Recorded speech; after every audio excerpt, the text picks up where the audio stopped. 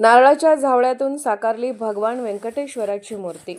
ज्येष्ठ कलाकाराची अनोखी कलाकृती चर्चेत।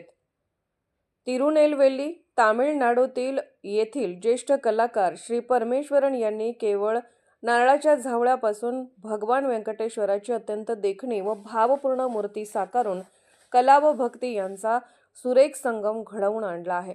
या अनोख्या कलाकृतीने कलाक्षेत्रात तसेच भाविकांमध्ये विशेष आकर्षण निर्माण केले आहे। सामान्यतः टाकाऊ समजल्या जाणाऱ्या नारळाच्या पानांचा वापर करून घडवलेली ही मूर्ती कलाकारांच्या अपूर्व कल्पकतेचे व कसबी हातांचे जिवंत उदाहरण ठरत आहे।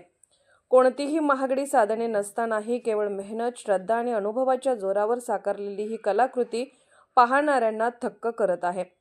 कलाकार श्री परमेश्वरन यांच्या या सृजनातून कलेला वयाचे बंधन नसते आणि साधनांची कमतरता प्रतिभेला थांबवू शकत नाही, हा संदेश ठळकपणे समोर येतो।